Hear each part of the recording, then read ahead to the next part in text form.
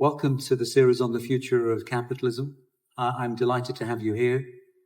Force for Good today is actually talking to the UN Tech Envoy, Amandeep Gill. Amandeep, I'm delighted to have you here. Thank you very much. My pleasure, Ketty. Amandeep, why don't we begin with an introduction? You have this enormously important role, pivotal at this stage in history, because we're transitioning from the industrial age to the information age and the knowledge age. And you're the United Nations Envoy of Technology, reporting directly to the Secretary General. Tell us about that role and why it's there and what it's designed to do. Right. So my job is to translate the Secretary General's vision on technology governance and leveraging of technology for the UN's mandates into action. He set this up in 2021, this entity, and I joined in 2022. For now, we are focused on a very important milestone, which is in September this year, and that's the Summit of the Future, where one of the key outcomes is a global digital compact, a once-in-a-generation charter of principles, of commitments, and potentially actions, and review and follow up to those actions on digital technologies. So that's one of those aspects of the Secretary General's vision that we are trying to translate into reality. Another one is on AI governance. So through an advisory body that the Secretary General set up a few months ago, advancing the international conversation on how to handle the risks and challenges of AI, how to harness its opportunities, what kind of enablers are needed to realize those opportunities, and what kind of functions and forms of international governance are needed to ensure that AI works for all of humanity. Those are just examples of some of the work that we are tasked to do for the UN. Would you make it personal for us? Why is it important to you to do this personally? So I trained as an engineer, and then I joined the diplomatic service. So I became a science diplomat focusing on strategic technologies and their misuse or their relationship with power in the international system, nuclear technologies, biological, chemical, and others. Then by the force of circumstance, I came back to my roots as an engineer, as an electronics and communications engineer, and started to dive more into digital technologies, into artificial intelligence. And one thing led to another, and I ended up helping the Secretary General with his high-level panel on digital cooperation in 2018, 2019. And here I am now. For me, this is a role which brings together the diplomatic experience, the engineering skills, and also the social science skills I've developed along the way in a nice manner. It is about creating, sustaining, nurturing a new institution. So there is a creative aspect to it that I like very much. And then there is an engagement aspect that I really love, talking with different stakeholders, not just governments, but also civil society, private sector. And this is what brought me here to CES in Las Vegas. You made some fascinating comments on the stage at CES about the role of technology. And you used a particular quote from Edward Wilson about the state of technology, institutions, and man. Would you repeat that and why you made it? Right. Wilson said that we have godlike technology, medieval institutions, and Palaeolithic minds.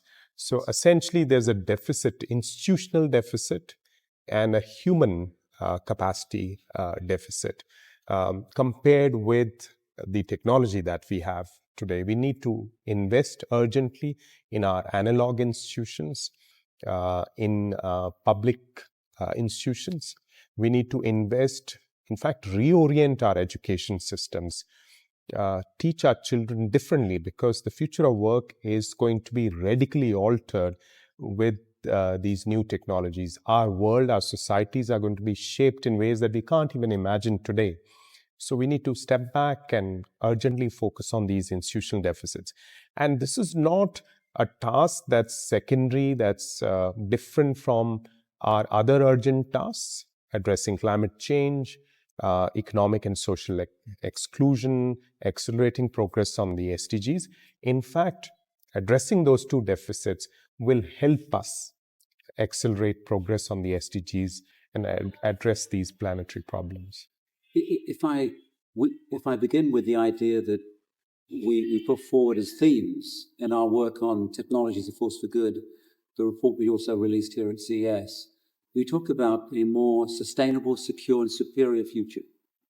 The sustainable, if I ask you about that, today we have some of the world which is on the third or fourth generation of technology. They've been through the whole cycle, and some who haven't begun. Is part of your work to look at this divide and to see how we close this gap? Yes, absolutely. So this digital divide, this growing digital divide, is a serious concern.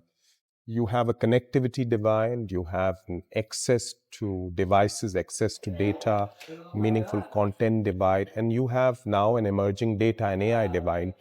None of the African countries are in the top 50 countries doing AI today. So this has implications for future productivity, future growth, and this should worry everyone. Even within societies that are relatively advanced, you have a small elite that is growing richer at an unprecedented pace, and then you have others that are getting left out. So these kind of divides within and across borders should be an urgent issue. At the UN, certainly, the UN Secretary General is concerned about these issues. And again, part of the answer is investment in public institutions, in public education, in human capacity, better education, education which suffered a setback because of the COVID crisis, better health, because healthy children can learn better, they can perform better. So the kind of issues that you have focused on in your report under the label of human security, health, education, security from crime, etc. Those are kind of fundamental issues that will, if addressed well, help us overcome these divides. One approach we've seen is that people want to build walls. So the other side of the wall might be the people who have not benefited from the digital technologies, from the Industrial Revolution, even, who are poor. And on this side of the wall are the people who are on the third or fourth or AI generation now. Is that possible? Is that wall possible to maintain? Yeah, that world is here today. So unfortunately, that's a reality. And I don't know if it's possible to maintain this world, but some people think that this is not really a concern, that eventually technology will spread and it'll do things, do good things automatically. But I submit to you that this is not going to happen automatically. It will require effort.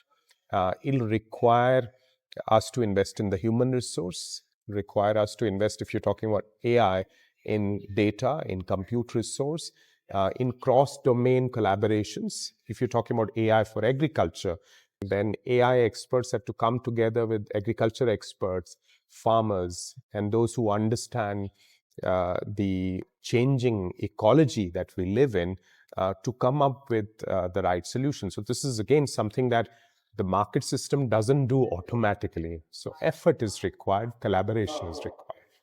What effort are you able to put in place, given your position, to encourage this to happen?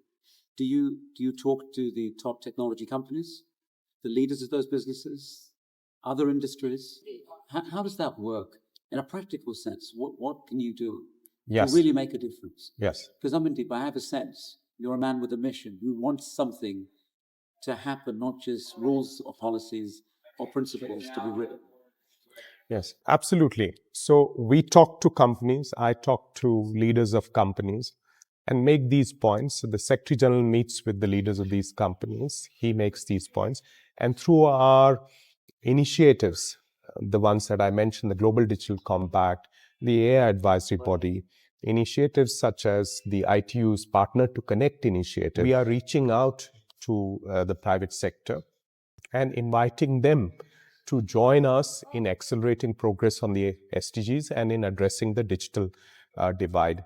In the AI advisory body, so you have a truly multi-stakeholder composition. So several companies that are at the cutting edge of AI research and development are part of that advisory body. They are working with other members from governments, from civil society, from academia to craft language on policy recommendations for member states.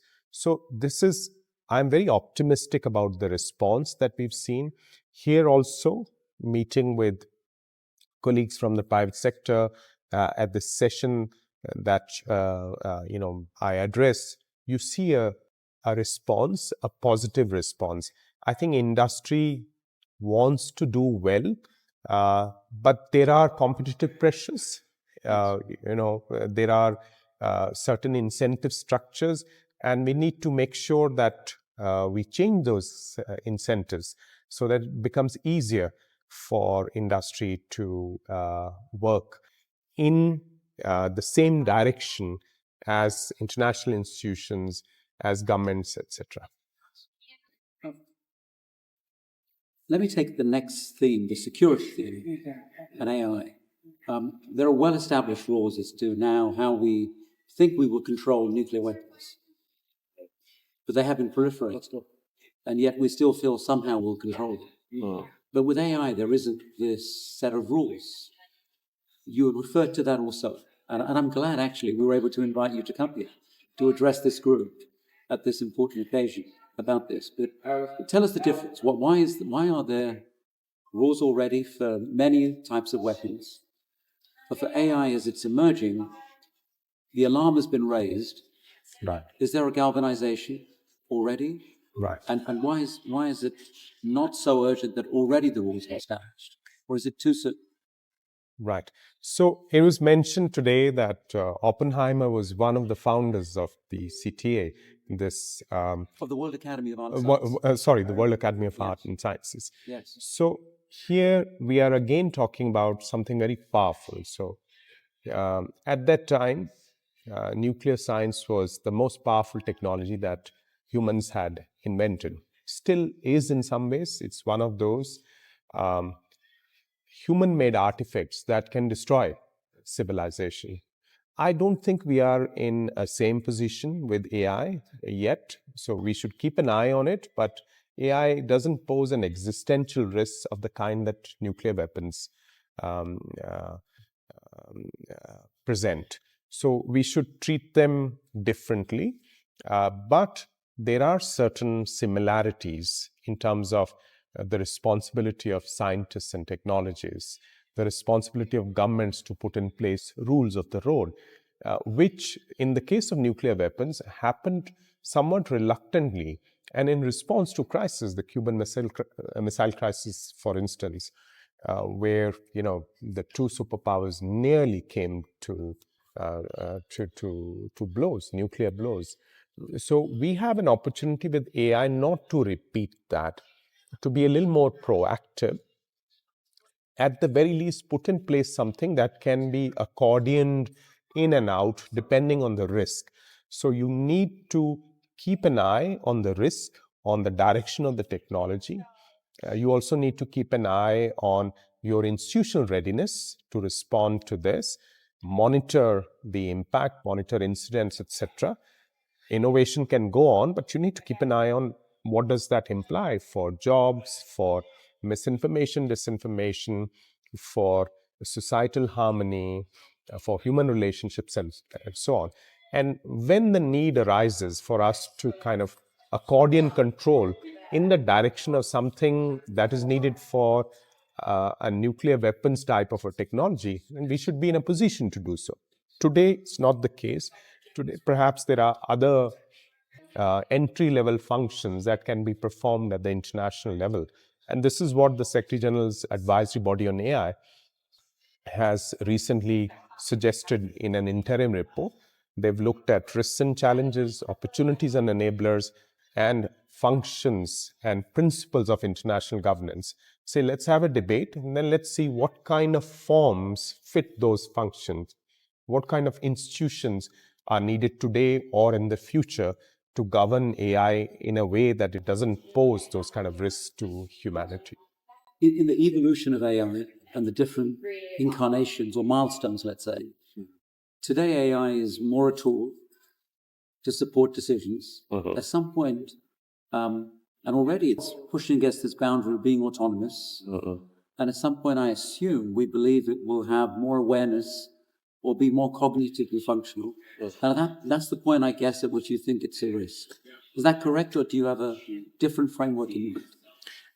It's hard to tell at this stage because in some ways the science of AI is still in a rudimentary stage. The engineering has moved ahead. The LLMs are a result of some beautiful engineering. But the applications are proliferating. You see this at the CES as well. New kinds of assistants, new kinds of productivity tools. AI is getting into industrial manufacturing, getting into all kinds of consumer products. And some of this is fascinating. Yes. And is going to change things fundamentally. It's going to create tremendous opportunity. But we really don't understand, and we won't be able to predict what happens in 1 year from now, 2 years from now, and hence this need to keep things under watch. That would be interesting because if I can probe that a little bit more, and we look at the development of AI, we see it in our report as, at this stage, an important agent to level up the world, to address the first issue we mentioned of a sustainable, more equitable world where people get to participate. Do you see that too? Certainly, that possibility is there, and some countries are actually looking at it that way. If you look at some countries in Asia, they see data and AI as a leapfrogging opportunity, just as they saw digital technologies, connectivity as a leapfrogging opportunity. But for a large number of countries, this appears like seems like science fiction. So we have to reduce this gap. Some of it is a perception gap that AI is doable, that you can address basic connectivity issues, basic digital infrastructure issues, while aspiring to develop a digital economy, a data AI economy. So I think this is part of the task that my office has, and also the responsibility of the advisory body, to convey in clear language that the opportunities are there. There are certain enablers that need to be put in place, and we better start on them now, not wait for, let's wait when the technology is mature and then I think it's serious. Yes. Even though the direction is not totally predictable, this leap in capability is serious. So we have to start. And Amandeep, is it different in this also this very dangerous way compared to the nuclear scenario, where in nuclear technology, it's the military, industrial, national complex that controls the technology, and then the international groups are trying to prevent the proliferation. This is the other way around. AI is proliferated. Now the question is, who will command it for perhaps cybersecurity issues, attack or defense, or for other things, and at which point is it autonomous and dangerous is far away, perhaps. But it's the other way around. The proliferation is already happening. Is that correct? That's where I think the analogy between nuclear weapons and AI becomes a little weak. There are set production pathways to nuclear weapons, and you can control those pathways. High enriched uranium, separated plutonium. So there are options for control. There are points where you can control this. In the case of AI, I guess the potential for control is around compute resource, GPUs of a certain capability, around certain kinds of human resource. But the development of AI is so distributed and is happening largely in the private sector and is already spread across many countries. So in a sense, the genie is out of the bottle. And I don't think we are going to be able to control the proliferation of AI technologies the way we were able to control, within quotes, not fully, the proliferation of nuclear and other weapons of mass destruction related technologies. So a collaborative approach, a global approach will be needed. Potential rivals, actual competitors will have to work together. And international institutions offer new variety might be needed, or existing international institutions would have to be remandated, rewired to kind of help bring this international collaboration about. I don't know if you can set up institutions that have been set up for the nuclear domain or for biological, not so much biological, but for chemical weapons. Not today. Who knows? Understand. But your intention is clear in terms of trying to establish at least the ground rules, the principles, collaboratively and so on. If I take the third theme we have, which is how do we create a superior world using digital technologies? What are your views on that? How do we do that? Because arguably 2/3 of the world are not participants in the prosperity that the 1/3 enjoy. And some of those are in the global south. A lot of those are in the global south. Some of those live within countries, in certain regions of countries, on the outskirts of certain cities, even in urban areas. But how do we raise everybody with digital and create something far better? Right. So digital alone is not going to do this. Digital would be a very important accelerator, would be a very important enabler, but we'll still have to invest in very analog ways, in individuals, in communities, in institutions. So education, health, nutrition, related to health and well-being, economic systems, innovation systems that provide opportunities for everyone. The availability of capital, which has been, your area of study. So efficient capital markets, startup funding, VC funding. So those are the areas that matter a lot.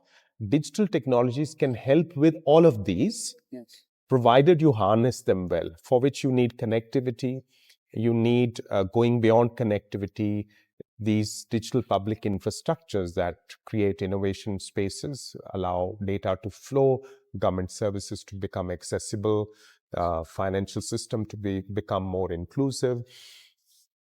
And you need skills. So not just STEM skills, but skills to kind of be able to operate in a digitized world. Whether you are a senior citizen or you don't have enough education, so basic skills as well as more advanced skills. So investing in those skills, reorienting our education systems would be important, and then investing in innovation at the junction of digital and some of these problem areas: agriculture, health, education, smart manufacturing, which will kind of lead. I mean, if it's public sector investment, then it should lead the way for private sector investment to come in, crowd in private sector investment. And if it's private sector companies leading it, then it should open the way for more startups and more, SMEs to come into that space. So this is how we can realize the digital opportunity. I don't think simply, wiring everyone to the internet, providing tablets in classrooms, they provide a kind of a temporary boost, but they really don't move the needle on the development indicators in a sustainable way. When you look across the world, and you're in a very privileged place at the UN where you can see so many of the initiatives happening, does something stick out to you, or a range of things stick out to you as the initiatives that countries or companies or others have taken where you think, that's fantastic? It's an example of creating something superior to society or community that makes a difference. I think there are several examples, and all successful examples have one thing in common. Some people in leadership positions across the public and the private sector have done that by design. Sometimes they've partnered with academia, with civil society. The India Stack, for example, it's an example of that kind of collaboration. In Bangladesh, you see a similar approach. The Digital Bangla program, where the time and the cost burden on citizens to access government services has been cut down drastically. So use cases, these service centers in villages have helped expand the space, the economic space for common citizens. In the Gulf region, you see countries using data in the public sector to address very interesting problems, societal problems, whether it is managed in the crowds at the holy places in the Kingdom of Saudi Arabia, or managing movement of people during the Football World Cup in Qatar. In Africa, you see very interesting use cases. Of course, there is the famous case of M-Pesa in Kenya, but in Rwanda and in Kenya, you see government services migrating to digital platforms more and more. In Brazil, you see financial payments through Pix. And so these examples are numerous. I think what we are trying to do in my office is to see if we can provide some common frameworks that allow governments to adopt some of these successful practices, but then own them, adapt them to context, and then build their own solutions rather than just to copy paste, whether it's digital public infrastructure, safeguards around that to ensure that these are safe, inclusive, sustainable, or it is managing the digital transformation in the sense of public sector capacity to work with the private sector, work with civil society, and have a kind of whole of government view on how the digital transformation is happening or should happen. Interesting. Very interesting, because you shifted from where we began, which was talking about the principles. Somewhere in between, you spoke about the mobilization as you speak to multiple stakeholders. And I think now you almost sound like an entrepreneur who is helping the transfer of knowledge and technology and seeing that have an impact. Am I reading that right? Is that all part of the role? It's a policy entrepreneurship in a sense. Yeah, definitely. Because my office is not an implementing organization. It is a policy office. We support the SG in his policy initiatives, perform an advisory function, and perform a catalyzing function for the UN system. And also, I think our biggest clients, if you want to think of us as a that kind of an entity, are the member states. So many of them are looking to the UN for guidance. There is a lot of hype. There's sometimes a lot of pessimism about technology. What's the right angle? So it's our responsibility to be nuanced about this policy guidance. So that's the policy entrepreneurship side. Very nice. Thank you very much. Amandeep, bring it together. I know we're at the end of the time we have with you. And as I say, I want to thank you actually for coming all this way to see us. I'm glad we could invite you. And I'm glad CS have embraced you, and we'll be giving a speech at the closing event today too, which is fantastic. Tell me, what are you excited about that will make the biggest difference for the world in terms of your remit? Look ahead for me first. Yes, and I want to kind of start with your report, and congratulations to the second report. The way you have presented these 19 technologies that could have the maximum relevance for the SDGs, I think that's very helpful, that's very useful, and I think this report should be studied widely. We're delighted to contribute, and we do it in the spirit and wanted to contribute to this answer. Thank you. And I think one thing that going around the exhibition today, talking to people at CES. One thing that's resonating across various areas of technology work is sustainability. The green economy, the circular economy, the energy transition. So it's heartening to see the number of companies that are getting interested in that, are thinking in kind of in strategic terms about that. And this is a space where the private sector alone or governments alone can't make a difference. They have to work together, because the policy space is moving, the technology is moving. We can bring them together, then we have the maximum impact. Thank you. Thank you very much. I'm grateful for you spending this time with us. It was really good My to hear you. pleasure.